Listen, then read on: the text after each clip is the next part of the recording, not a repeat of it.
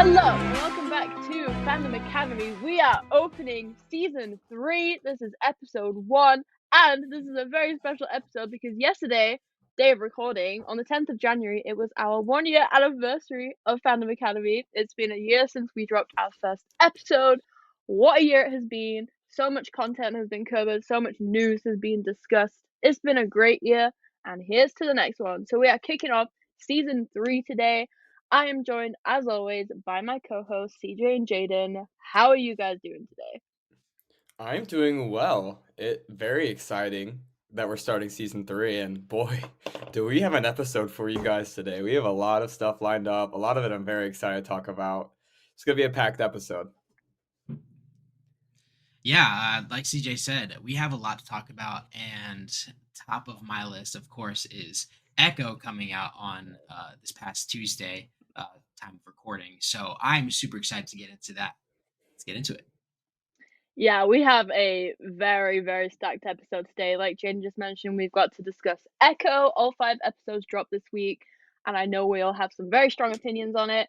CJ is going to do a Mean Girls review. He went to see it, which I'm very excited to hear about. We have so much The Last of Us news to cover. I'm going to try contain myself until we get to it. We also have some Mandalorian news. We want to discuss the monstrosity that was the Golden Globes of 2023. And we've got to talk about Percy Jackson episode 5. So much to cover. Jaden, I know you're excited about this. Kick it off. Let's talk about Echo. Yeah, so this past Tuesday, we got all 5 episodes of Echo.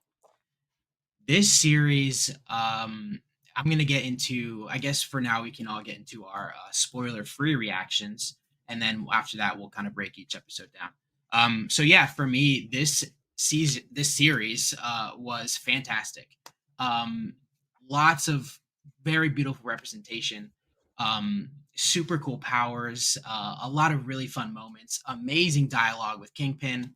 And so, this series is just, it's got everything. It's got the action. It's got the emotion. It's got those little humorous beats that we all love and enjoy in the MCU. But yeah, CJ, I'll pass it to you. What did you think of this series? I really enjoyed it. Like you said, very, very important series in terms of reputation, not only for the deaf community, but also for the indigenous community too, which is something I'm so glad we're getting more and more of these days. But just a great show. I thought a little weak ending for me, but I think the first 4 episodes are extremely strong. Vincent D'Onofrio is just like a monster, a powerhouse as Kingpin. I was telling all my friends I was watching this with, I was just like, I don't think I can ever see anyone else other than Vincent D'Onofrio ever playing Kingpin. And if they will, good luck, because Right. he is just improbable, impossible to replicate. The way he utters his lines is just insane. He's so good. And Alaqua also is a fucking star. She is so badass. She's so good. And the way she can be using ASL for all of her dialogue and still get across insane charisma, insane emotion is very, very cool. I am so glad that she got this series because she's a star. Absolutely. Laila, what about you? I loved it, like, so much. I've heard so many mixed reviews about it, but honestly, there was only, like, one part of it that I disliked, which I know we'll get into in the finale, but the rest of it was perfect to me. I loved just everything, all of the fight choreography, all of the dialogue, the use of ASL was just amazing. Alaqua is incredible. I saw a tweet and it was like she was working in an Amazon warehouse and then like her friend showed her a casting call for like a deaf character and then like she decided to take it. Like imagine if she was still like in this Amazon warehouse. Like we would not be where we are today. And I thank the Lord for Right. Alaqua Cox because she is phenomenal. She killed every scene she was in. And yeah, Vincent D'Onofrio is just incredible, and I cannot express my love for the series more. It was great. Yeah, absolutely. And now that we got our spoiler-free reactions out of the way, let's go ahead and dive into spoilers now. So we are going into spoiler territory. If you have not seen Echo yet, get out of here. Come back once you've seen it, and we'll hear our thoughts. So episode 1 was an absolute banger. It opened up with the Choctaw people, Chafa, who was I forget, they were like the first to enter the world essentially from where they were under in a cave. And she was shown saving her people, and so that's one of actually Maya's ancestors, one of the first to have made contact with their world, and in a long line of ancestors that Maya was able to kind of channel through this series. Um, so that was really cool. I thought it was really cool and neat how it kind of gave us like a Kahori vibe from What If.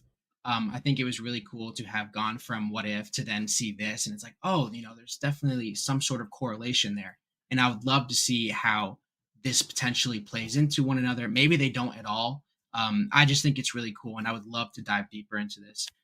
So yeah, Layla, I'll pass it to you. What did you think of that whole opening scene for episode 1? I Well, to be honest, before the show released, I only watched like the very, very first teaser trailer. So I had no idea how heavily the show would focus on like Maya's ancestors. I was really surprised, but I enjoyed every minute of it. It was a really cool opening. Seeing Julia Jones as Chafa was amazing. She played Omera in The Mandalorian in the Sanctuary episode, so I saw her face and I was doing a little Leo DiCaprio meme, like I Oh. know that face anywhere. So I loved her. And just kind of like setting the whole series up and showing us this group of people coming into the world. I did really enjoy episode 1. Um, I do wish they used less scenes from Hawkeye. I was like, I feel like I'm getting deja vu here. Like we were talking about this before, but there was a few scenes I was like, oh wait, I've seen this before, and it was a lot of scenes reused from Hawkeye. I think it would have been really cool if they, filmed some like original scenes to show us more different pieces of Maya's past. But I thought it was a great opening, like a great refresher, because Hawkeye came out. It's going to be 3 years this year since Hawkeye came out. Like not everyone is going to remember everything. But it was a really strong opening to the series, and yeah, I loved it.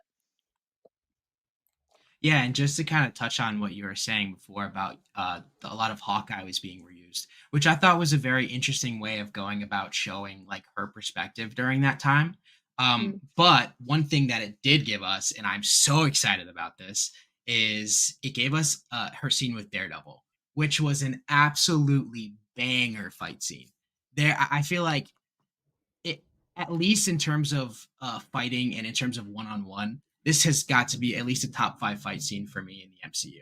This was so cool. It was a lot of fun, and seeing them, kind of go back and forth was a lot of fun. So, CJ, what did you think about Daredevil kind of making his entrance in this series?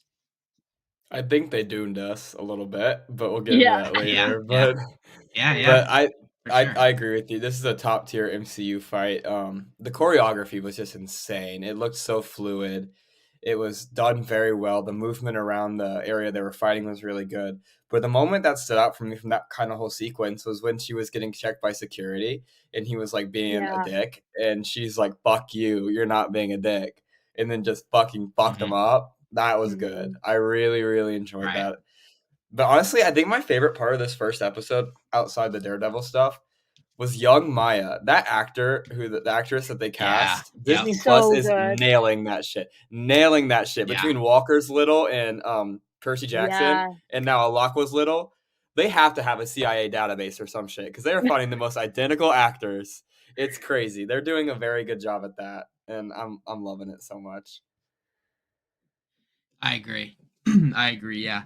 And I'm actually going to jump ahead just because you mentioned the young actress playing younger Maya, up into episode 3, where we see Kingpin go absolutely ham on was it the pizza guy, or ice cream guy? I forget Ice what Ice cream he cream guy. was. guy, ice cream, He was a yeah. vendor. Yeah, he was a He vendor on was the such street, a dick. He and was such a dick. such Oh a my dick. god.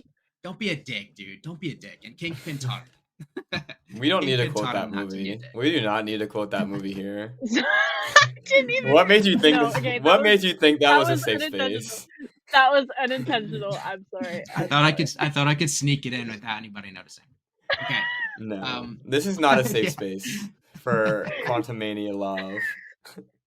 That's so funny. Oh my god. Um, Yeah, we saw that relationship between her and Kingpin kind of blossom, and it was actually a really good, cool callback to when in season 3 of Daredevil, when Kingpin kind of realizes that Vanessa wants to be involved in whatever he's doing behind the scenes, getting her hands dirty. I think when he saw Echo start kicking the guy that was already like pretty much dead, he was like, "Damn, okay." So it was cool seeing that kind of connection, and obviously that's like kind of what started it all. And he became her weapon, or she became his weapon, and it was this whole big thing. But yeah, so for episode 2, Maya is on a quest. She's on a quest to be the queen. She wants to take over Kingpin's empire, which I think is a shot in the dark, but as we can see in this series, she's got a pretty damn good shot. Which is a lot of freaking fun. So going into episode 2, we have a first of all, I don't think we got this in episode 1, but her opening theme, Yeah. so good. That shit is so good. I didn't skip it once. It was just amazing. Um, but yeah, and episode 2 gave us that train scene, that where she was kind of doing recon and planting an explosive on Kingpin's cargo shipment. Fucking insane. This might be one of my favorite moments in the entire series, just because the absolute stealth, the timing, her ability to, her strength. It's just all you could see all of that in just that one scene. Biscuit. Yeah, I was gonna And say it. And biscuits. biscuits. The OG Biscuits. Yeah, Biscuits was really cool in this episode as well. Biscuits was the He's such a MVP of wholesome this show guy. for me. For real. Such a MVP. wholesome guy. Him and Billy Jack. He was the perfect comedic relief that this show needed. Yeah. Because Right. he's just, I don't know, he was just a little goof. He's a little goober. I loved When he him. had the Pop-Tarts and shit, and he brought them to her. Yeah. And I He feel did like just sell a to little add to bit that. when he slipped up to Bonnie. That was the only biscuit Yeah. sell. Yeah. That and ruining Chula's car. Or Yeah. truck. Yeah. But just to kind of build upon what you had said about his comedic relief, I think there was actually a really solid balance between the brutality that Echo and Kingpin will have in this, in the MCU, but also balancing that super well with all of the emotion going on, and Echo kind of being back with her family again, back in her hometown, having not seen Chula for 20 years, or Scully, who was another absolutely banger character in this fucking show. I loved Scully. Fucking love Scully. But yeah, episode 2 was super cool. What did you guys think of that train scene though? Laila, I'll pass it to you. Or yeah, CJ, go ahead. Yeah, CJ, go. I really enjoyed it. I agree with you. The stealth aspect of it was really cool. I wish just a little bit that there was some like actual fighting, because a lot of it was just like running around and there wasn't much like actual action. So I wish there were security guards on the train. I get the stealth aspect they were going for, but I kind of wish you would have kicked their ass a little bit, because that could have been fun too. Yeah. But it would have destroyed the plan. So I get it. But it was good. It was fun. I think Alaqua is really good at doing this shit, and I'm very excited to see more of her character, because especially if they integrate that stealth aspect of her character into future projects, that'll be cool too. Yeah, absolutely. And do we think she does her own stunts? I want to believe that she does, right? At least for the most part. For the most part, probably. I'm not really sure, so I don't want to say anything wrong, but it seemed like it. But they're also really good at making you think they do. That's true. Yeah. That's true. Yeah. So I'm not really sure. Okay. Episode 2 ends with a bang, giving Kingpin and his men something to look forward to in their cargo shipment with that whole scene. And obviously there was a huge explosion and shit is going down. That's what we get into episode 3, which is where CJ, we can pass it to you. Your favorite moment from the series happened in this episode, I believe, with the roller skating rink. So if you want to take that away, go ahead. Yeah, the sequence was just so fun, and it was so Daredevil core. One of my favorite things about Daredevil is they would have these like random ass locations that you wouldn't expect be the battleground, and it's so much fun seeing how they use the environment. And like this like fun roller skating arena was turned into the most violent place on earth. And I think honestly this sequence is where we got the most of the TV mature, which I wish as a series, I wish they went a little bit harder on. It seems like they were still kind of Yeah. dipping their toes in the water with it, but this episode definitely didn't really dip its toes in the water. It went full Daredevil violence, and it was so cool. That fuck who worked at when you rent your shoes, Vicky, Vicky. Ugh. who fucking tattled on all VTech of Boyd them. Holbrook. Yeah, fuck him. And his little Karen squad of like Yeah. these probably racist women who are Yeah. holding him up. The one who was watching the fucking YouTube on the hostage situation. Oh my god, that had me howling. I don't know why. So crazy. But I really enjoyed. Also, I think it was really fun that Devery and Alaqua got locked up in the hostage room together, and that was their first interaction back. I thought that worked out really well for the characters, and it was kind of fun. Whatever the fuck Maya made with that roller skate, I don't know if it was a gun or what the hell it was. Crazy. Crazy. It didn't. When she shot one of the women, it didn't really do anything to her but knock her down or stun her a little bit. So I don't think it was lethal, but it was fun. I was like, it that's had so its purpose. campy. Yeah. And then just I think one of the coolest moments of the series is when they have Echo and her family beat. They have them beat, and the main guy gets a call, and then they just leave. Let them free and leave. And in the moment, you're like, what the hell? Why? And then you realize why. And it's so intimidating. It's so scary. And that just speaks to how much of a great character Kingpin is. But I love this episode so much. Also, shout out to the claw machine sequence. That was yeah. Yeah. Absolutely. Yeah, this was kind of like CJ said, this was such a drawback to Daredevil and that whole series. I loved the violence. I love brutal violence, especially in shows like this, where you get these crazy fight sequences and they're just so well choreographed, and you have just absolutely fucking hammering each other. It was a lot of fun to see that. And a banger soundtrack. A banger soundtrack over this. Yes. Yeah, we can just talk about this as a whole right now. The soundtrack for this show, whole series, was phenomenal. It was very good. I remember the first episode, they had this weird ass song. And if you've played Madden 22 or Madden 23, whatever Madden it is, like I have, you recognize that song immediately. I was watching with one of my friends who I played Madden with, and it was like, chitty, chitty, bang, chitty, chitty. It was that song. I was like, that fucking song. I've heard that song when I was getting my ass whooped like 50-0 in Madden, and I'm not trying to hear it again. But it was so fun. I think it was a Led Zeppelin song, right? In the roller rink sing. It was like Dracula. I think so, yeah. Dracula, yeah. Yeah, I think it was Led Zeppelin. I'm not confident on that, but perfect for that sequence. It was so good. One of my favorite things the MCU does, and just like any action movie does, honestly, is when they put a good ass rock song over a fight scene, because it's it literally enhances the scene so much. It feels so much more badass. It was perfect. I loved it, and the fact that they're at a roller rink, it makes sense too. It's diegetic sound, which is really cool too. The music makes it feel like the punches are hitting that much harder. Yeah. I don't know why, but it just does. It's so sick. It's like when like the fight is in sync with the music, I'm literally just sat there like, like I feel like I'm like getting into it. It's so good. Yeah. Speaking of soundtrack, I'm actually going to go ahead and get ahead into the end of this episode, which is when Kingpin arrives. Ooh. This was absolutely insane. He had a purple suit on. He looked fucking massive. And kind of like Laila was saying, when they're matching the punches with, the music, he took his first step and his theme started playing. His theme goes so hard. It sounds so good. And every time he's on the screen, it literally just gives me chills how fucking intense he is. Just his presence. Like, he doesn't even have to say a word. The way he looks, the way that he holds himself, the way that he walks, it's just everything that this man does is just simply Kingpin. And I cannot get over it. CJ, what did you think of Kingpin's appearance in the series? I already talked about it in my reaction, but he's just insane, man. Vincent D'Onofrio, like, I've met him in real life.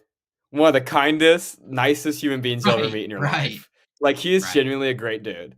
But in this fucking series, get me a fuck away. When he screams at bitches, I like shake. Like if he did that Yeah, to my face, I would like crumble. Like I don't know Yeah. what right. the hell I would do. He is scary. And my favorite thing that they do with the Kingpin character, they mastered this in Daredevil. They did a great job with it in this series. Is even when he is being nice, he is terrifying. Yeah. Yeah, Like I'm trying to think the scene where they're having their Thursday night dinner, which is supposed to be Sunday night dinner, like they used to do, the family dinner, and he was playing nice. It was still so tense and scary. And I think yep, it added a lot to Alaqua's character too, because you could tell she didn't give a fuck. Mm. She right. knew, like, she was not intimidated. We were all intimidated for that sequence, but she wasn't. I think that adds a lot more because she dumped that bottle of wine down the drain like it was nothing. And I'm sure that shit was probably expensive as hell. But Yep. she's so like it added so much to her character. Vincent D'Onofrio is crazy. I've said it before, and I've said it a million times to the point where I'm probably annoying people. He is maybe the most perfectly casted person in the MCU in Marvel ever. Yeah, I would say yeah. he is That's the valid. only Kingpin I could ever see. Very Yeah. valid. So, with that being said, obviously we were talking about this a little bit earlier. In this series, he seems to have a little bit more of a vulnerable side to him. With Daredevil, we kind of sort of saw it with Vanessa, but he was still able to maintain that level of ferocity that makes him Kingpin. And so in this series, we were able to see him say things like "I love you," and say things like, you know, uh, with Echo, and having that relationship, saying we're family. I see you like a daughter, and having that kind of relationship. Layla, I'll pass it to you. What do you think of that relationship and what it could mean for Kingpin moving forward? I mean, everyone, every character, every single person, even if they're a villain, everyone has a weakness. Everyone has a soft spot, whether it's, something or someone, and Kingpin's soft spot is Maya, even when she knows how to push that man's buttons, and she did it Yep. plenty of times. Yep. But and Mhm. you could see it rattled him. He was getting mad, but like he's never gonna like do anything about it because that's his niece right there, and he does love her. And even though, she was a nuisance to him most of the time, he still, like, was trying everything he could to get her to go back to New York with him because she is his Right. weakness, she's his family. He is the most unsettling character ever. Like, his presence is so unnerving, but when he's around Maya, you still feel that, but it's like a layer has been peeled back and he's just slightly more vulnerable because of Maya and his love for her. And I think that was a really beautiful thing to explore throughout the series. I just think they fucked up a bit in the finale in my eyes, which we'll get to, but yeah. Yeah.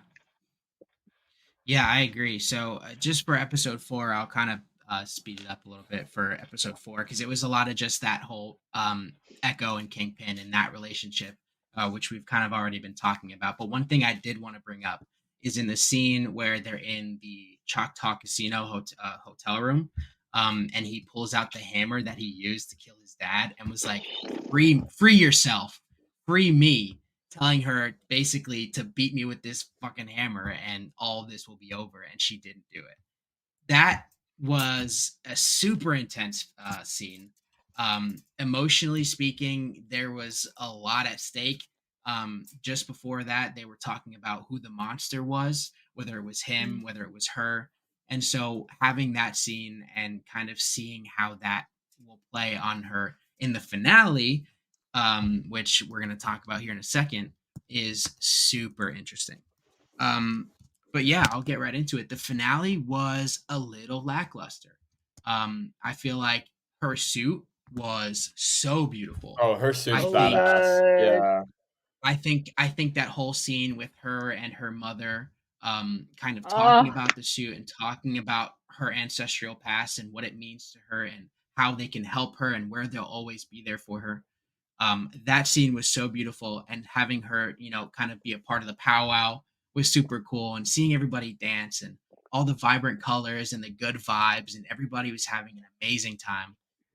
It was super cool to see, especially with all the foreboding stuff going on in the background with Kingpin, taking her family, and all of the the big white men walking around with guns and stuff was very, very That unsettling. Irish motherfucker, Zane.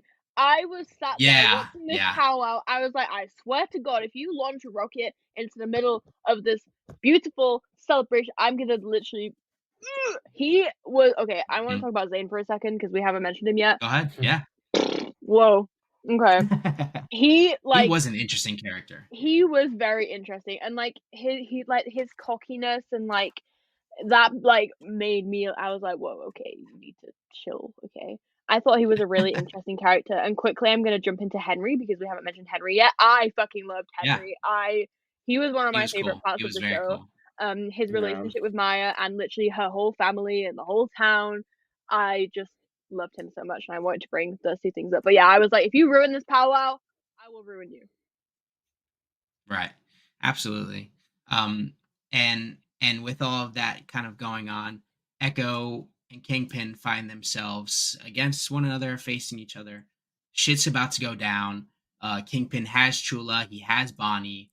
Shit's getting real. And then all of a sudden, Echo uses her powers on Kingpin. CJ, I know you have some thoughts on this, so I'll go ahead and pass it to you, and you can tell us about the Kingpin's vulnerability in this scene. This part was the only miss for me all season, and it was an air ball. It didn't hit for me at all. I thought it was really, really lackluster. I mean, we've been talking about the past 4 episodes, and we've mentioned consistently how great the action is when we get it. This was such a mid to low tier fight. It was nothing crazy. Like, if you're gonna watch a fight from this show and remember it, it's not gonna be this one.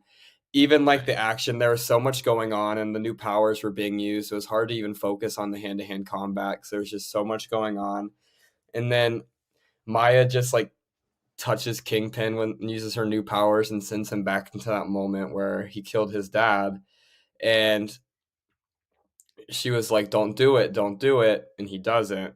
And I didn't really like that. I feel like it weakens Kingpin's character a bit. I thought it could have worked for me if he would have just stormed past her and did it anyway. Like, no regret, would have done it again type character, because that would have just made him so evil. And you still could have Maya win the fight, but it just really shows you who Kingpin is. I just think we were having such a great build to this conflict, and I get you can't kill Kingpin, you can't kill Maya. There has to be like somewhere where the winner wins and the loser just survives and fucks off. But I don't think this was the way to do it. I think there could have been a better way. It felt rushed. These powers are confusing to me. I feel like they addressed where the powers come from, and I really love the origin of their powers, but they hardly ever touched on how her powers work, and I think that's kind of lazy. I think recently, this is a la Secret Invasion too, they've been giving a lot of people powers, and I don't even really think they know what their powers entail. I think Gaia was a good point of that, where they're just giving these people powers, and I think Maya with powers is a good thing. I think that was the right choice to give her something to make her stand out from Daredevil, because right now she kind of just does feel like there's not really much difference between like her, Daredevil, and Yelena. Like, they're all kind of like the same thing. So it's good to give her something. I really wish they would have given us a little bit more insight to what they are besides healing, giving people around you super strength, I guess, or fighting skills or whatever it was, and then teleporting into people's minds. It just kind of fell over the place. That's pretty valid. Yeah, I now that you were kind of talking about it now, it is very interesting. It's like they say they'll always be there for you when you need them the most. So you're saying it took 20 years for her to need them at all, kind of thing, and so that's where it kind of confused me a little bit. I don't know if they're gonna be like, oh well, now that she's home and with her family, she was able to kind of tap into it and unlock that whole, being able to channel that. But I think it would be a very interesting way of doing it. And I don't know. It's but yeah, also like if her powers come into play when the ancestors know that she needs them the most. Where were they when her mum died? Where were they when her dad died? Where were they when everything else happened? Like, why now? Like, I get, yeah, okay, it's a plot line, fine, but it didn't really make sense the way Right. they played it out. And like you were saying, Jaden, it literally could have been fixed by Chula saying, "Now that you're back home, the ancestors can finally reach you again," or something like Yeah. that. Mhm. Like, it Yeah. literally took one line of dialogue. But like I was saying, I feel like recently Marvel, with these kind of smaller characters from the comics, not that Echo's small, but like not as like mainstream as like the average one, the normal ones. Mhm. But like Yeah.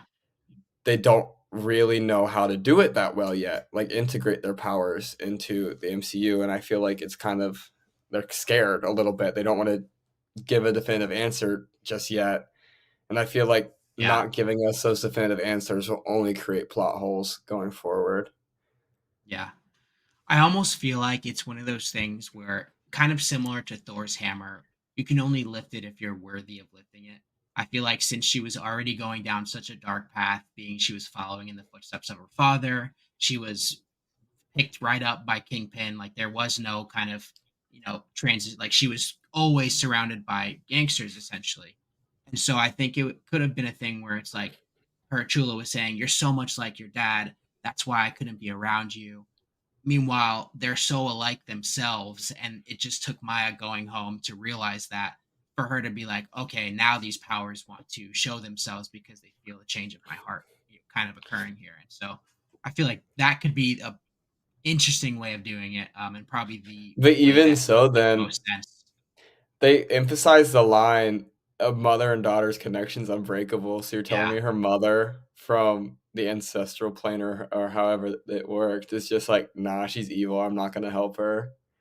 that's true. Yeah. Yeah, yeah, Hmm. that's And valid. I feel like they should have just explained it a tad bit better. I think it It's should Yeah, just have been very a couple confusing. more episodes longer. They could have maybe Well, even if it was yeah, 6 episodes, then yeah. they yeah, had, like, another 40 minutes to fill where they could have mapped out a few more things, like, um, fattened up, like, the information around these things more. Like, I feel like they could have really benefited from that.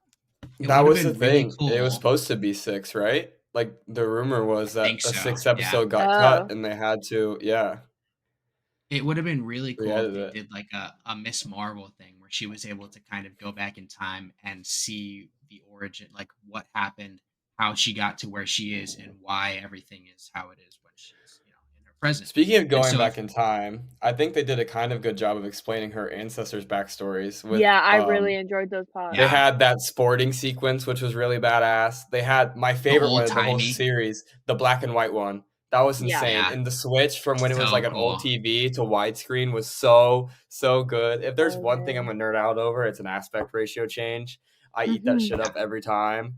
And Hunger Games Catching Fire, it literally makes me want to Oh, sob yeah. how beautiful it is. Yeah, So like every time I see it, I love it. And this is just it was a good example. I really loved when they would give us those moments because it was, you didn't really know what was going on, but you knew where you were always invested because you knew it would tie back in eventually. And I thought that was really Mhm. cool. And it explained, like, when you see these faces what that Maya's seeing, it kind of explains who they are a little bit too, yeah, and they all have similar traits of like the fighter.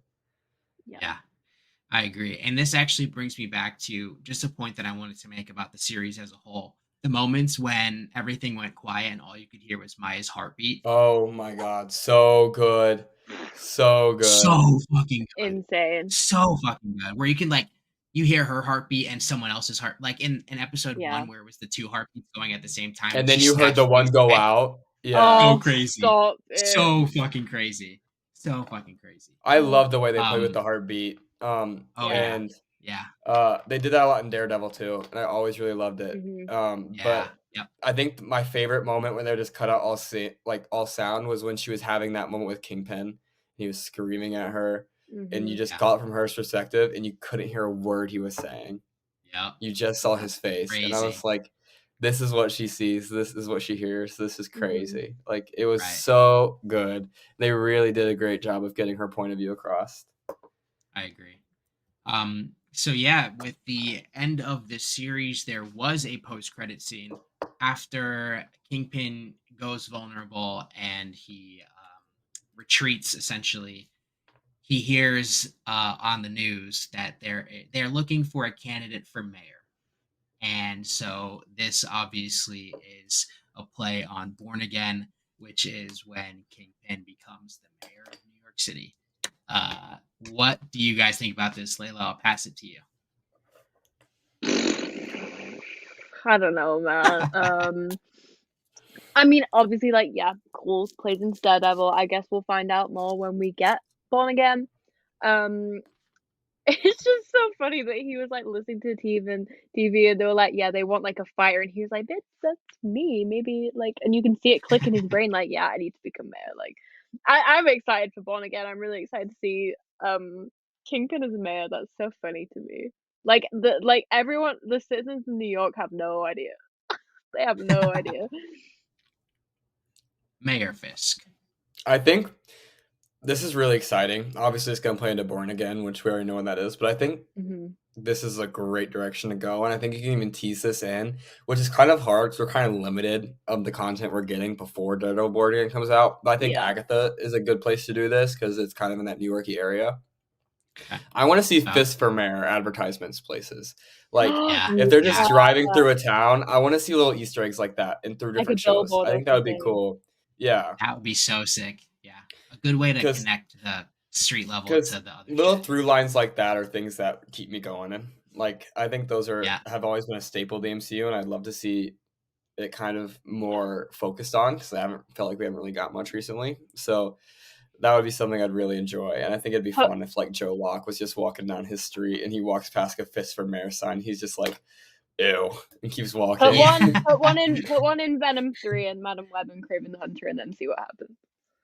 Yeah, do that actually. That's a great idea. Let's now that we've canonized the Netflix Defenders verse, let's canon Morbius. It's time. It's been time. And on that note, if that's gonna wrap up our Echo discussion, CJ just recently saw Mean Girls, and so he's gonna give his review of that. So go ahead and give it away. Take it away, CJ. Jaden, for that last comment, you're going in my burn book, just like a lot of people were in the new Mean Girls movie, which was such a fun time. I feel like it was made for Gen Z, just like a lot of jokes they said were made for Gen Z. It was just literally so much fun. So many moments that I'm not going to spoil, but I just literally was belly laughing. Like, it's so hilarious. Tina Fey understands like the humor of it. She's phenomenal in this. But the main cast, like the three plastics, Janice, Damien, Katie, and Aaron Samuels. There we go. Got it. It took a minute, but they were all casted to perfection. Renee Rapp. Let's have a conversation about Renee Rapp, because that woman is taking over the world. Emma's Letterboxd review, friend of the podcast, Emma, her review was excited for Renee Rapp world domination or something to that effect. And I saw it, I was like, absolutely. And one of my other friends' reviews was, Renee Rapp could punch me in the face. And I just agree. Renee Rapp could absolutely punch me in the face, and I'd say thank you. She is the perfect Regina George. And that's hard to say when Rachel McAdams did such a good job. And I think just because of the musical aspect versus not musical aspect, it's hard to debate them. But they both are so good. Renee Rapp brings such an energy to this role. And if you've seen her in any press conference, any interview, she low-key is the nice Regina George. She has the same attitude. She's not like a bitch like Regina, but she has that same little sass, the same attitude. And it translates so well into the movie. Also, that woman can sing. She can sing. Her world burn in this movie is unreal. I was blown away more than I've ever been in a while for a musical, just by vocals. It was insane. Some of the songs were misses for me. I've never seen the musical on Broadway. There was this one song that was kind of weird that didn't really hit with me, where a whole bunch of people were crawling around acting as animals, and I just thought it was really, really weird. But other than that, I loved a lot of the music. The actress who played Karen, Avantika, I think her name is just, her face card's unmatched. She is stunning. There are times in this movie I was like, holy shit, she's beautiful. Like, she's great. Andrew Rice, who plays Katie, is fun. If you've seen Spider-Man, Homecoming, Far From Home, or No Way Home, you know who that is. She's great. And the actor who plays Aaron Samuels is from The Summer I Turned Pretty. I think his name's Charles something. I don't know. Chris. It's Chris. It's Chris something. It just Okay. hit me. But he's great in this. I think it's Chris Brinney. It's coming to me now. He's great in this too. I think he is a perfect Aaron. Kind of understands, like, he's kind of just like a side character in this war of the girls. But it's so much fun, and there were some great moments, some great callbacks to the 04, and a really big callback to the 04, which are really, really fun. And just, if you love musicals and good times and you love to have a laugh, go watch this movie and get ready for Renee Rapp to ruin your ever existence. I really want to go see it. I am ashamed to say I have not seen the original Mean Girls, despite everyone in the world telling me that I should. I have still not seen it, but I think this movie looks like something I would enjoy a lot, and I do love Renee Rapp, and I love a lot of the cast members, so I think I'm gonna go try to see it. Now, ending that segment, we are moving on to something I am Drum just... roll, please. Oh, so, okay. The Last of Us. The Last of Us. The Last of Us. Okay, listen. This week, we have had 3 casting announcements for season 2. Oh my god. Honestly, every day when this news dropped at the same time, every fucking day, I was sat waiting on my phone and I just collapsed every single time I read the notifications on my phone. We have got Abby, we've got Jesse, and we've got Dina. Oh my god. Okay. The Last of Us Part 2 is the most perfect piece of media I've ever consumed in my entire life. I'm currently in the middle of a playthrough right now, and it just destroys me, and then it makes me laugh, and then it makes me want to die, and then it makes me want to get up and shout and dance, and it makes me want to die all over again. Like, oh my god. If you thought season 1 of The Last of Us was emotionally traumatizing, please just stay away from season 2. Like, Oh shit. I can't even describe it to you. Anyways, these I'm gonna casting pretend you didn't announcements... say that, so I actually watched. Okay, okay, yeah, you're not gonna want to live after you watch this shit. Anyways, the castings are great. So, Caitlin Dever will be playing Abby. Book smart, stream it. Yeah. We have Young Mazzino as Jesse, and we have Isabella Merced as Dina. Now, Caitlin Dever has been in a few things. I don't know much about her. And Abby, look, there was a lot of controversy online when Bella got cast as Ellie, because they were like, they look nothing like Ellie, like, they're not going to be a good Ellie. Shut the fuck up, first of all. Abby is on, like, another level. Abby is one of those characters that if you change one slightest thing about her, everyone is going to be mad, because she is such a perfect character. And if you've played the game, if you have seen pictures of Abby, you'll know that she is this huge, buff woman who is terrifying, and she's just such an icon. And Caitlin Dever, everyone's been like, oh, she's too skinny to play Abby, like, she looks nothing like her, she's gonna have to buff up so much. Okay, but there is a part of The Last of Us Part 2 where there is a flashback scene, and spoilers for the game, I don't even care. There is a flashback between Abby and her dad. Abby is a lot younger. She looks younger. She's not as buff. You can tell she hinged out after her dad died, who was the surgeon that Joel shot in the season finale of season 1. And this really comes into play in part 2. The whole thing is, I won't say that part because it makes me want to die. But Abby is such an integral part of The Last of Us Part 2. And, Caitlin, maybe they're filming my fault. Okay, I just have so many trains of thoughts going on right now. I keep flicking backwards and forwards. Get a grip, woman. Just bear with Get a me. grip. I cannot. Like, I think, in my mind, the way... Because there's been rumors that it's going to be split into 2 seasons. So season 2 and season 3. I think, because part 2 is... like, so many flashback scenes are woven into the story. You keep switching backwards and forwards a few times. I think season 2 will be most of the flashbacks apart from one scene. I think it'll be Ellie and Joel exploring Jackson. I think it'll be Abby and her dad. All those scenes in season 2.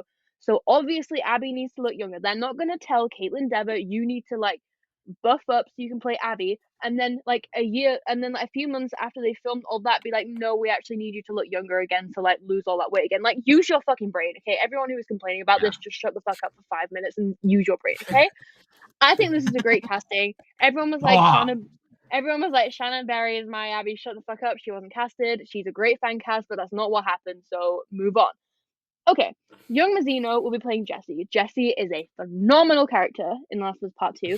He was Dina's boyfriend, and then, Ellie kind of moved on to Dina, and then Dina and Ellie, anyways. You were giving out the deets today. Look, you need to know this is the plot, okay? This is the plot. Yeah, whatever. Jesse is incredible. He puts everyone before himself. He loves his friends. He loves everyone. I think this is a great casting. Young Mazzino was in Beef, which I have not watched, but everyone is saying he's phenomenal, and I'm excited to see where this goes. My only complaint is he is 32 years old, and Jesse is meant to be like 21 or something like that. So, but we'll cross that bridge when we get to it. I think it'll be great. Isabella Mercedes Dina. Dina is the love of my life. Dina is an incredible character. She goes through so much. Her and Ellie are just perfect. I think Isabella and Bella together are gonna be, oh my god! Like, they posted an Instagram story today, and it was like, "Let the love story begin." I'm going to die.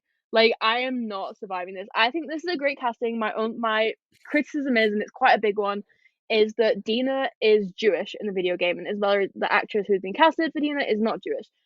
It's a really big part of Dina's character. Like, when her and Ellie are exploring Seattle, they come across a synagogue and they come across all these things inside it, and Dina really opens up about her relationship with her sister and her family and her upbringing, and kind of the difficulty to practice her religion after the world ended, because there was limited things that she could do to really like connect with this part of herself. So it is quite a big part of Dina's character, and I hope they don't erase that in the show. Like Oscar Isaac played Moon Knight when he was Jewish, so it is like a thing that gets done, and like I just hope they don't erase it. And I do wish it was a Jewish actress, but I think this is a really good casting for now. And yeah, okay, I need to take a breath. But there's still so much casting to do for this series. We need Lev, Owen, Mel, Manny, the rest of Abby's Jackson crew, so many characters. But I'm just here to wait and see. I have no fan cast for any of these characters, and I know that Naughty Dog will knock it out the park, because they always do with these castings. And yeah, okay, I think Dora's I'm gonna done. have to use that map to survive the zombie apocalypse. Yeah, Dora the Explorer, honestly, maybe, her training as an explorer will prepare her for the apocalypse. Who knows? Who knows? We'll see. She's kind of killing it right now. She's gonna be in Madam Web. Your Superman? career's practically made when you're in Madam Web, like. Sweet, Superman. I did not know that. Yeah, she's playing Hot Girl. Crazy. Ah, shit. That's sick. She's like on the rise right now. That's sick. That's fucking 3 movies in the last year. She was also in one of my absolute comfort movies, which is Instant Family, which is weird that it's a comfort movie because it has Mark Wahlberg in it. That movie is depressing. It is, but I fucking love it, and she is amazing in that movie. So I'm very excited to see her in The Last of Us. But I know you said you haven't seen a lot of Caitlin Dever, but Booksmart with Benny Feldstein and Caitlin Dever is such a good movie. It's jump scare. The director is forgetting her, Olivia Wilde. So I know we haven't said that name in a while, but trigger warning. It's a great movie, and I love her in it. I think she's phenomenal in it. And also, if you really want to go back, Bad Teacher with Cameron Diaz and Jason Segel, Caitlin Dever is one of the kids in her class. Yeah, I have seen that. So I love Caitlin Dever. I'm happy for her getting this is a big role. And if you're being a dick to Caitlin Dever on social media, go ahead and listen to You Need to Calm Down by Taylor Swift, please. Yeah. And move on with your life. Yeah. Grow a pair, buddy. Bucko. Please. Okay. Do either of you have like any questions about season 2 or part 2 of the game, or like any of the characters that have been cast? I think I was gonna say, I need to know. So going into The Last of Us, like with season 1, like I didn't play the game before I watched So I had no idea what I was expecting, and then I got my heart ripped out. And so at Yeah. least for season 2, I'm expecting to get my heart ripped out. I'm a little extra scared because of Laila and her reactions anytime we bring up The Last of Us Part 2. But see, But Layla I will has told me say- what is coming, and I'm still scared. Look, I am I- still Right. scared. I sugarcoated it, okay? I sugarcoated it. If you are already So scared from what I crazy. told you, just don't. Just please, just don't. Oh, I'm going I to. can't. I'm going to. I think it's If I nice survive going into Euphoria this. Sundays, I can survive this. If you can survive Euphoria Sundays, you can survive anything.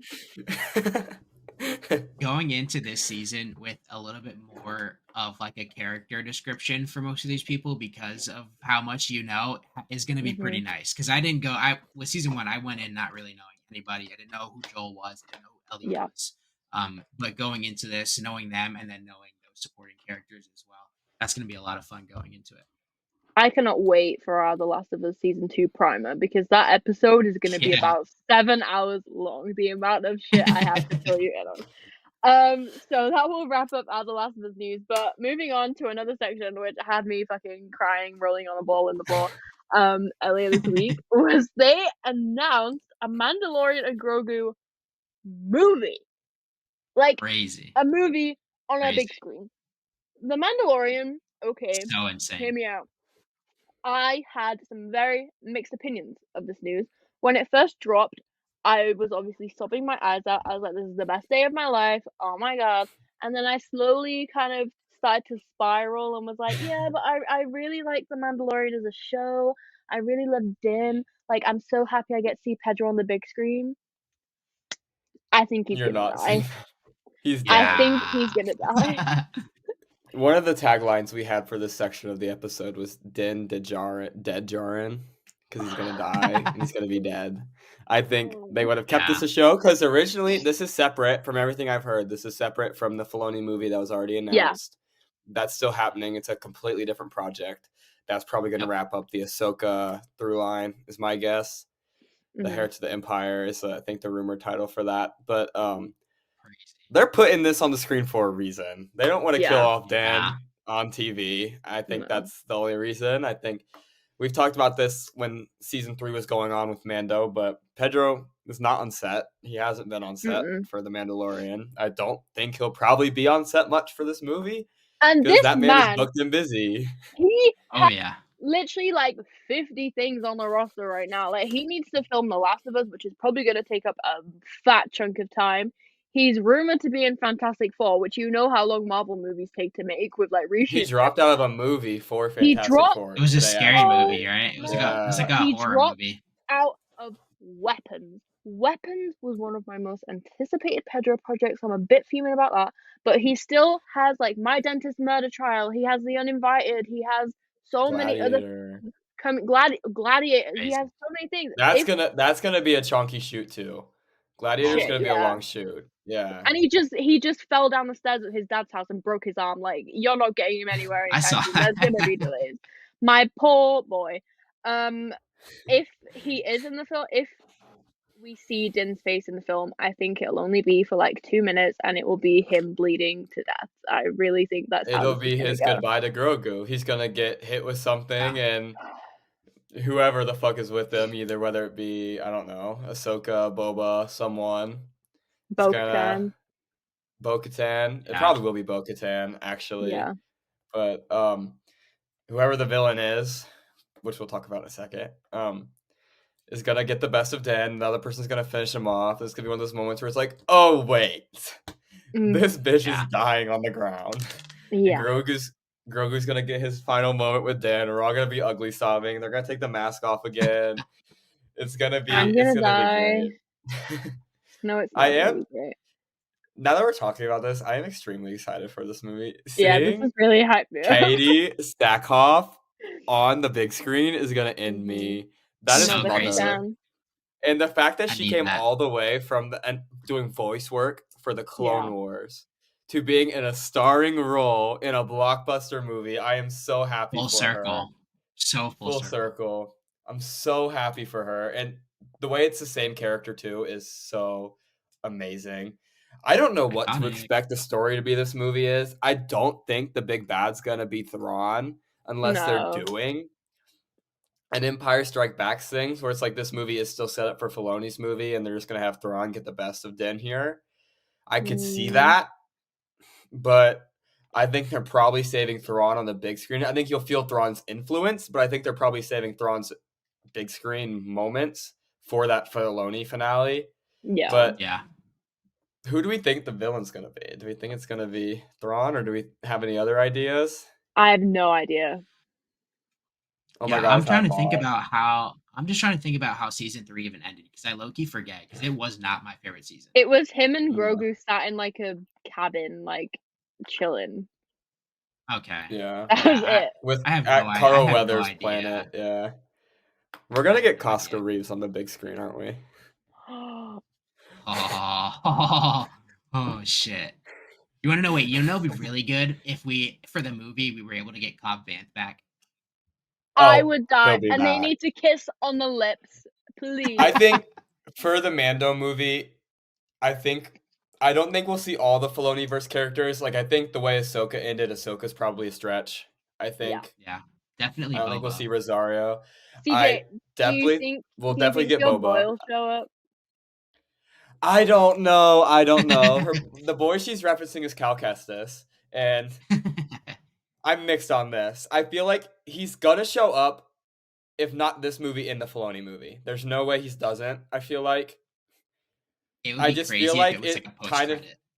Yeah. Oh, I just feel like it kind of depends on a lot of things. Number one, the state of the third game. Where are they at in development? When is the release planned to be? What is the story of that game? If they have a tentative story finished for that game, or a committed story, I would say a finished story, a story that they are committing to, I feel like you could do it.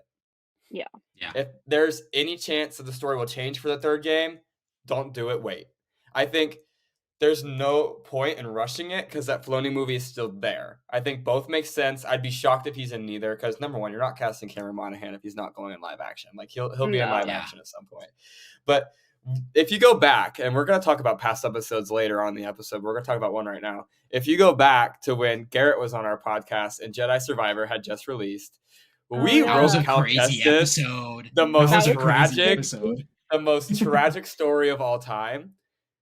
And I kind of could see him being the villain of this movie. And I would think love that would be Shit. really fucking badass. Oh, Because shit.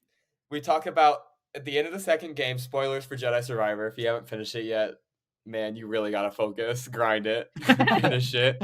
But he is really, really kind of walking that middle line between the light and dark side at the end of the second game. Yeah. And it more than likely he'll probably end up being a good guy at the end of the third movie or game, unless they just full send his villain arc. And I think if they do, he's one of the coolest villains to ever touch Star Wars. He's up there with Vader in my opinion. Oh yeah. Because absolutely. his origin would be insane. But I think the light side has just constantly failed him and failed him. It failed him during Order 66. It failed him throughout his trilogy in the game. And he's had no other choice but to accept the dark side into his life. And who did that find him paired with? The newly arrived Grand Admiral Thrawn. And you have Thrawn sizzing Inquisitor, big ass bad guy Cal after Din and his posse. Because the Empire has struggled with Din. They have struggled to kind of control Din. But now that Thrawn is back, he's officially back at the end of Ahsoka, back into our galaxy, back in control. He's probably going to want to squash that bug pretty quickly. And I feel like that's probably going to be a lot of this movie. I am just curious to see who he sends after Din. And I think Cal could be fun. Now, I am saying I would prefer to see good guy Cal on my screen. Yeah. As much as I would love bad guy, I would prefer to see good guy. But I think that's a possibility that could be fun. But I don't really know. I just rambled for a minute. I'm gonna need you in that right. That was so sick. No, because literally between that episode that you just referenced and this right now, I'm like, I've never wanted anything in Star Wars more. Yeah. Holy fuck. I think we're giving Cal a very tragic backstory, but I want him to have this happy ending. But he'll definitely show up at some point in live action. If we 100%. don't see him like in the movie itself, it would be cool to see him, or not even like see him. It'd be like say they go like he's in a hideout or something, and you see a lightsaber sitting on like a workbench that he's been tinkering with, and then you hear See, BD1 and be like, "Come on, BD1, let's finish this light," or some stupid shit like that, and you only hear his voice. the thing with that is, unfortunately, right now, Cal Kestis is off the galaxy in the middle of a black hole called Tanalorr. Well, Huh? then I guess never mind. So if Din ends up there, then maybe, I guess. But Oh my god. That's so because funny. he's a little off the map. They had to do a lot of work to get him there. But I think that's also, remember in Ahsoka when I was talking about how they were trying to find this hidden place where Thrawn was? I was like, oh my god, is it Tanalorr? Yeah, Is it Yeah. where Cal is? And it wasn't Tanalorr. it would have But been that's such a missed opportunity though, Loki. I know. That's why I just think you don't introduce Tanalorr unless you have plans for it. Because Yeah. that is the That's true. perfect way to Yeah. not only, you could say some bullshit that when you're on Tanalorr, you don't fucking age. So they can bring him back and he Oh my looks the god, same. yeah. You just have Cameron Wild.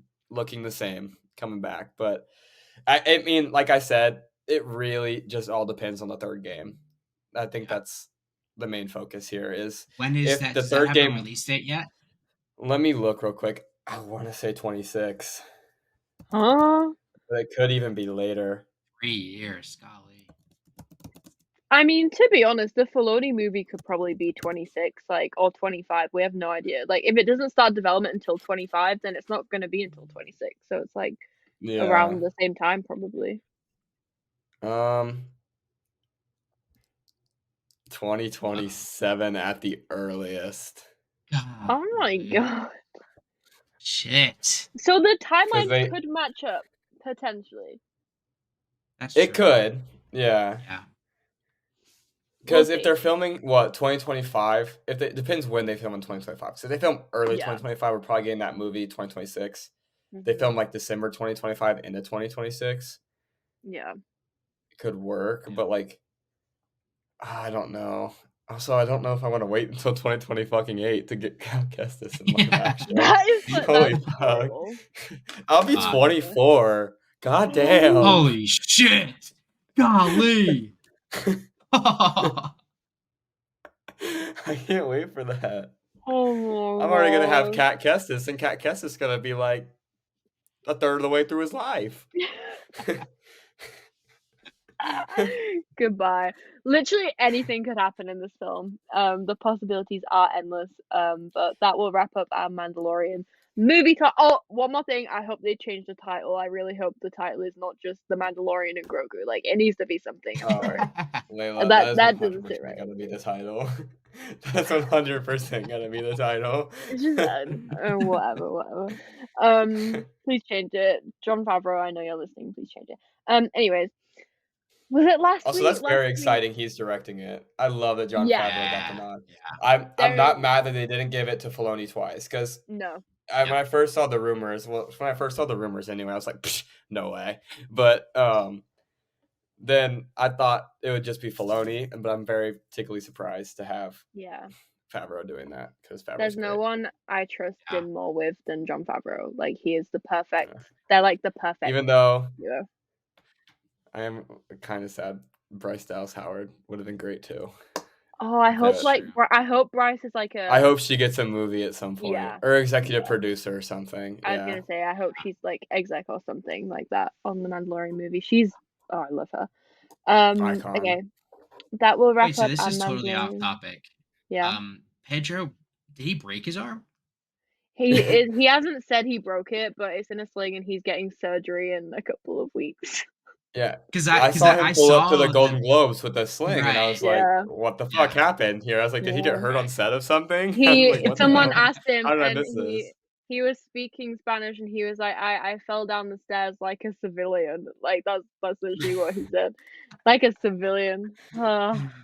I love him. I love him. I will kiss his arm and make it better. Anyways, last week, But speaking of the Golden Globes, speaking of the Golden Globes, it was a fucking monstrosity. CJ, take it it away. was a mess. Blech. It was So crazy. actually it was pretty much a shit show. Honestly, let's talk about it.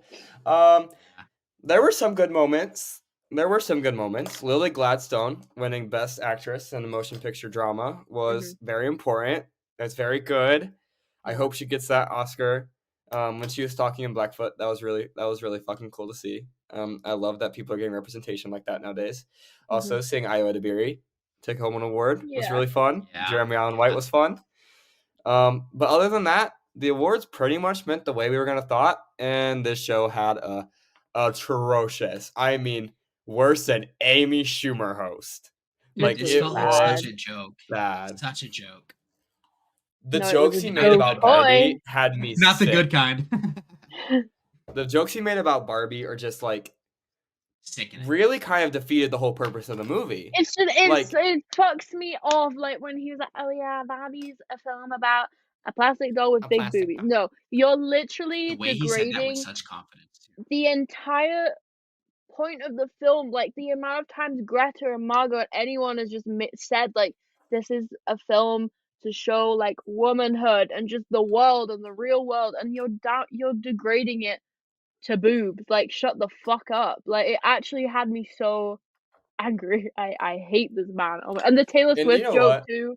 Yeah, stupid. And I love that the audience didn't fuck with it too. Because for years, people would, especially men, would make jokes like that and people would feel forced to laugh. I'm so glad as a society and as these leaders are in Hollywood now, they are not putting up with it. Like, that was a disgusting joke. It was a sexist ass joke. And you saw Selena Gomez put her hands in her face into her hands. You saw Ryan Gosling look visibly upset. Taylor Swift, when he made that drink, looked pissed and just serving so much time. Greta just looked so disappointed, and that was the bit that broke my heart because she put literally like her heart and soul into this film to like show off the beauty of women and like society as a whole, and he's just like shitting on it. Like, she looked so disappointed, and that made me so sad.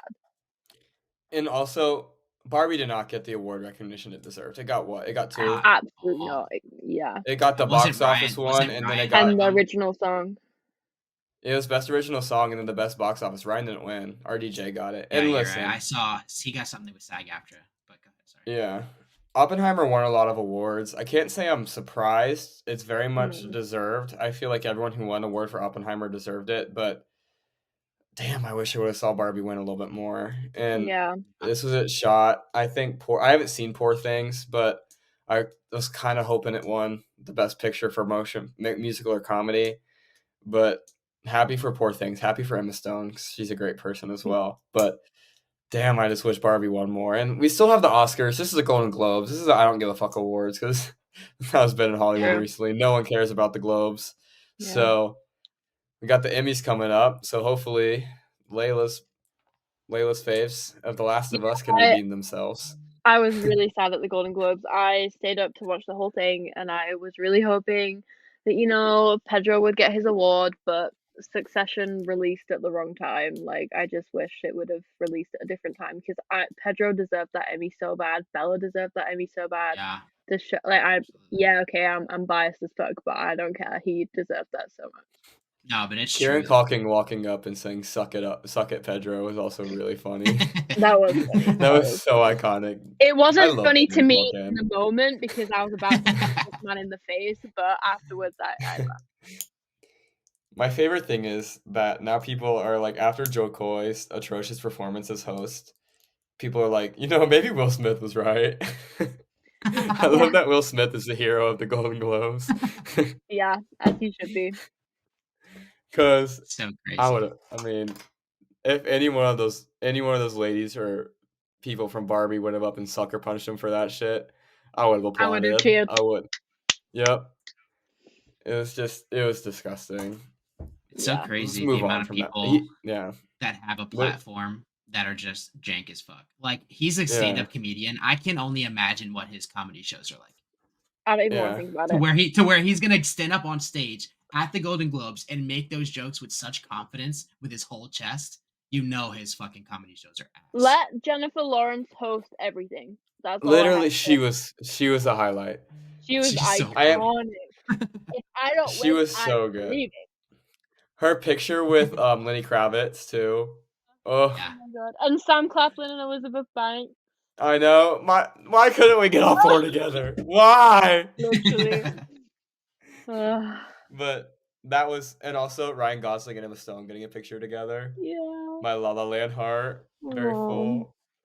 But outside the atrocious host, it wasn't. There were some good moments. Yeah. So I'm glad that, like I said, Lily Gladstone winning actually brought me to tears. If you haven't seen Mhm. Killers of the Flower Moon, she is phenomenal. I was telling my friends as we were going through the nominees, I was like, I think I've come to the conclusion that in the year 2023, Lily Gladstone in Killers of the Flower Moon is my favorite performance, male or female. I think she Wow. blew it out the water. I think she was just the best performance of the year. I was literally, I don't think I've ever been more moved by a performance. When I was supposed to feel angry, I felt enraged. And that's just a statement of how captivating she is as an actress. And I'm so excited for March because she better walk up on that stage and grab that Oscar. But Right. I'm very excited. Also, Wow. while we're on the subject of awards, People's Choice nominees came out today, and Anyone But You and Glenn Powell are nominated many times. So here's my statement to you guys. Vote a million times. You vote every day, and it closing on January 19th. So you have 8 days. Vote 8 times. And vote. Sorry, carry on. Make 10 accounts and vote 10 times every day. Like, guys, this is our chance. We can get Glenn Powell an award in his hand. Let's do it. It's a I was gonna PCA. say, and while you're at it, vote for Pedro, vote for Bella, vote for Storm, vote for The Last of Us, vote for everything. Please.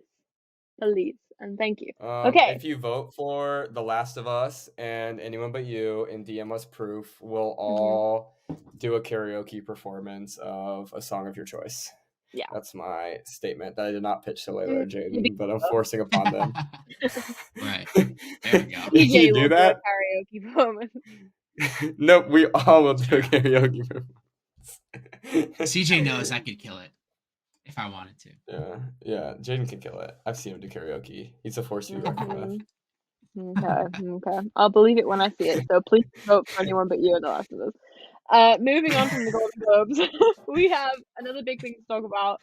This is such a packed episode. Thank you for staying with us if you're still here.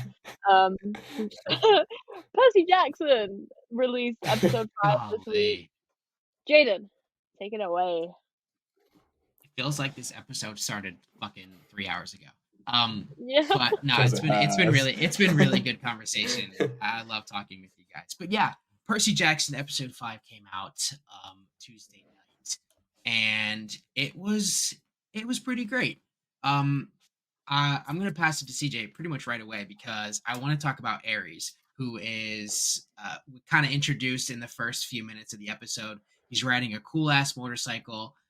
He kind of rides past them on spoiler territory, by the way. We're getting into spoiler territory pretty much right away. But yeah, Ares kind of makes his appearance. And so CJ, what did you think of Edge and his depiction of Ares? You think you know me. That's his theme song. But anyways, I was like, he's phenomenal. He's great. I thought he looked badass. When he put the glasses on the motorcycle, I was like, oh, this is so WWE core of him. Like, that's literally how he looks when he's making his entrance a lot of the time. Like, it's great. This is my favorite episode of the season so far, I think. I felt comfortable making that. It's the Annabeth Percy content was just elite. When they fucking went in that tunnel and Baby Don't Hurt Me started playing, I lost it. I was dude. Giggling so much. This show just continues to amaze me, and this is actually one of the episodes where we're getting stuff we didn't get from the movies. This is the first time we've kind of seen it in live action, and that whole sequence was really, really cool of the theme park and just like all the things and it all being a trap and the mind games and fucking Ariane getting the better of Ares was really, really cool too. Seeing Grover have that interaction and like getting information out of him just by manipulating him. Yeah, that was a lot of fun. Also, if you pay attention closely to that conversation, you're hitting at something, a little bit of something. Pay attention to it. Oh, okay. What? But completely yeah, forget what happens after the Lotus scene. So yeah. I'm starting to get worried, pacing wise, Yeah. because we have 3 episodes left and we still have a lot of ground to cover. Mhm. So I'm hoping the next episode, if you've watched the teaser, is the Lotus Casino. So get your 2010 iPod ready to play Poker Face by Lady Gaga. Oh my Please, god. I please, we don't. need I this. do we think they're going there, Jaden? Because I know Lady, I you haven't seen the genuinely, movie. I really hope they do, because Poker Face playing in that scene during the movie was so fucking iconic. It would almost be It's the most iconic part of that movie. such a Yeah. missed opportunity to not use that at all. Even if they I did it for also like a second, where it's like they look at the Lotus Casino and you can see all the lights, you can see the big entrance, and it's like in the background, it's like kind of like how they tease the poker X-Men. face, poker Yeah, face. it's like the scene with Miss Marvel where they kind of tease the X-Men theme song, where they did that, Yeah. but it was just like a Mm. little snippet of it when they opened the big scene, and then maybe use something else. But I at least want it to be acknowledged. How campy would it be if they're just walking through the Lotus Casino and Poker Face starts playing, and all of a sudden, fucking Logan Lerman turns around with one of the waiters? That would be fucking amazing. That would be perfect. That would be so perfect. I was gonna say, what if Poker Face starts playing and Lin-Manuel Miranda starts singing along? No. I don't know why you spoke that into the universe. You can leave now. He's probably Your gonna time's happen. up. Your time is up. I'm sorry. But we did see our boy in the in the preview for next week. Lin-Manuel Miranda will be making his return. Whose boy? He's Lord not help our us boy. all. Maybe yours, not mine. He's not my boy. He's Jaden's boy. Jaden, you've officially adopted Lin-Manuel Miranda. Congratulations, you're a parent.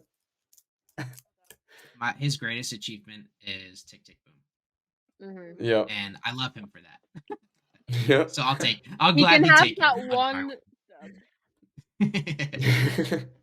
But we also got a lot of Annabeth Percy, obviously, which I really, really loved.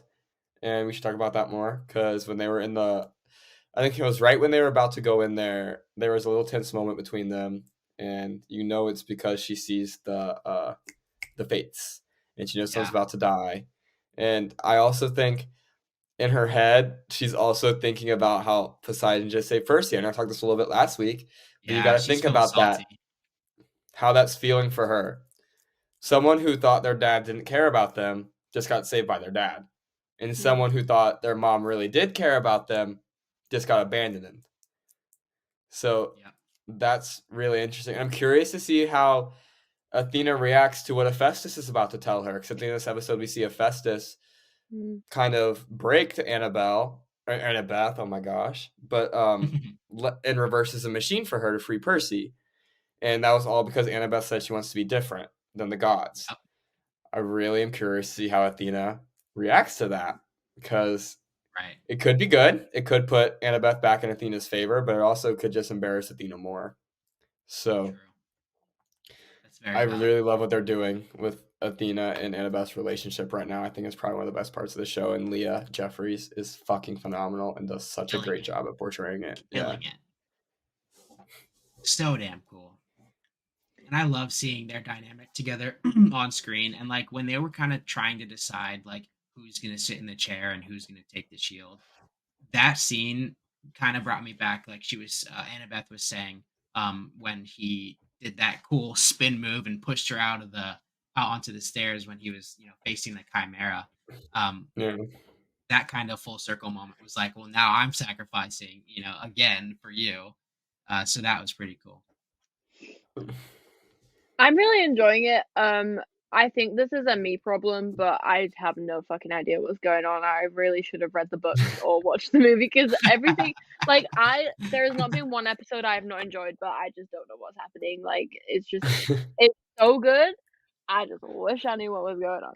But that is a me problem. I will say, with like especially with like the Greek mythology and stuff, it is because even with me like having read and seen the movies, my memory and my knowledge of like Greek mythology is It's a pretty lot. sure. Yeah. And so remembering like Ares saying that Athena was his sister, like stuff like that was like, Yeah. oh, okay. Huge plot Also, point that I should probably know. they name drop people all the time, and if you don't Yeah. memorize, I'm like, literally the like, who the fuck are Right. you talking Yeah. about? yeah, and I totally get where you're coming from because it's tough, and Yeah. but I don't really know how they could do it better. It's just when you're dealing No. with Greek mythology, you're Yeah. always gonna have this issue. Yeah. Yeah. I am loving it. I love all the characters so much. Not one character has been a weak point for me. I am loving it, I'm and I a can't little wait to see where it goes. confused. What happened to the Chimera? Yeah. They just decide to let them go, or like. Oh yeah. Huh. Damn, I didn't even think about that because I mean, I think we'll probably get closure well, on it at some point for sure, but I hope so because that would be shit. Yeah. Really got to see the Chimera in action. yeah.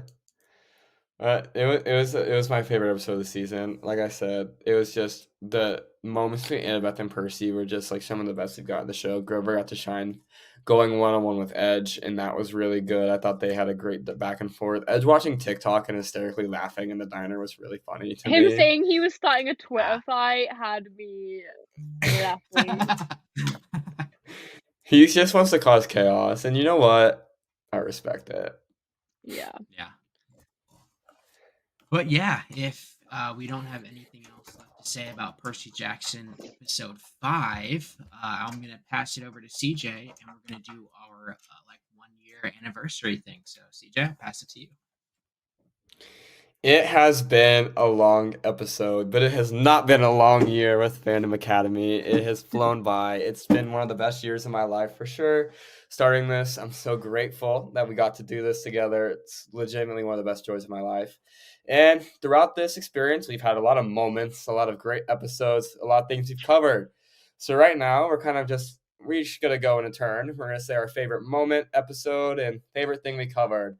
Like a little cute little recap. And I'll start. My favorite thing we covered. We talked about this a little bit earlier, but covering Jedi Survivor on this show and that dialogue we had with Garrett was legitimately so much fun for me. Cal Kestis is like my passion. So I'm replaying the games right now. I loved it so much. That was really, really fun to cover. Anyone But You, obviously, also very, very fun to cover and talk about on here. That's my boy. But favorite episodes for me with episodes, there's one episode, and this is going to co-align with moment that stands head over shoulders from I know the other. exactly what you're gonna say. And that is when Rachel Leishman joined us on the pod, and I was still in the dorms at that point, and my fire alarm went off, and we had to evacuate the building. But no, we did not stop recording. I was walking down the street in the middle of a parking garage, connecting my computer to the hotspot, recording the pod. And the struggle was so real. It was such a funny episode. I firmly believe that is still one of the best episodes we've ever recorded. Rachel Leishman is a treat. I cannot wait to have her back on. But that was my favorite moments from the first year. And Jaden or Laila, whoever wants to go next, can take it away. Yeah, I mean, I guess I'll take it from here. So one of my favorite moments or episodes from the year was when we actually had TJ on for the first time, and we actually had Charlie Goldberg on as well, and that was our hot takes episode. That episode was another long episode that went like pretty over our usual time, but for good reason too. That was such a fun episode, and that was when I was able to openly argue for Daredevil 2003, and I still stand by that to this day. Boo. I still would like to stand by my statement from that episode that Taylor Swift is the greatest musician of all time. And Charlie Goldberg, if you're listening, you were wrong. And I have only been proven right. True. I also wanted to point out that all of my hot takes from that episode were aimed to piss TJ off. That's all I have to say. TJ, we love you for listening. We swear. We do. We love you 3000. But in terms of stuff that we've covered, I mean, obviously for me, I've loved talking about anything. Although the news was pretty dry, anytime we got something for Daredevil, I loved talking about that. But also Loki season 1 and 2. I guess we didn't talk about. We did not cover one. That was like 4 years ago, Jaden. Yeah, I don't think I knew who you were, Jaden. Crazy. Golly, that's so wild. But definitely season 2. That was a lot of fun covering and talking with you guys. And that was actually what kicked us off after our hiatus. Yeah. So that was After we were abducted by aliens, and I don't know what Yeah. Laila did. I traveled I to was the on my mountains. honeymoon. Oh yeah, Laila was on her honeymoon. Yeah, we were all busy, unfortunately. Yeah. Yeah. But Right. Laila, So my favorite thing we covered, obviously, is what kicked us off. It was our first episode. Was our The Last of Us primer. It will remain my favorite show forever. And just covering that show and getting to really just be so vocal and passionate about it every week, like, just kept me going. And also those couple of weeks where The Mandalorian and The Last of Us overlapped, that was like just my time. I don't mean to cut you off, but can we talk about how full circle this moment is? Because today we have Oh The my Last God, of Us yeah! and Mandalorian news on the first Oh, episode wait, I didn't of even think about of our that. second year. That's so wild to me. That just came into my head with you talking about God. it, and that's actually so wild to me. They did this for us. Yeah, Lucasfilm and HBO are actually working for us, guys. Yeah. Little did you Right. know. Yeah, yeah.